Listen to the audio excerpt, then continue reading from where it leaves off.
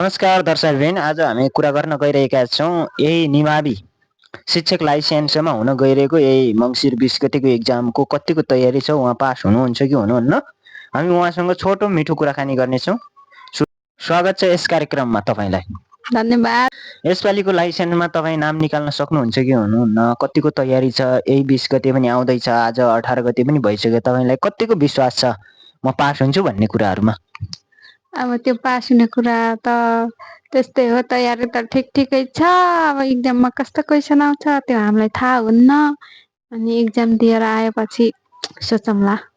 तयारी त राम्रै छ, तर तपाईँको अब कस्तो आउँछ, एक्जामले कस्तो क्वेसन सोध्छ भन्नुभएको छ, उहाँलाई धन्यवाद र एक्जामको शुभकामना। तपाईँ पास हुनु होला, उत्तर प्रगतिको कामना। अन्तमा केही भन्न चाहनुहुन्छ तपाईँ? केही छैन, हामीलाई डर लागेको छ एक्जामको। राम्रो क्वेसन आइदिए त राम्रै हुन्थ्यो।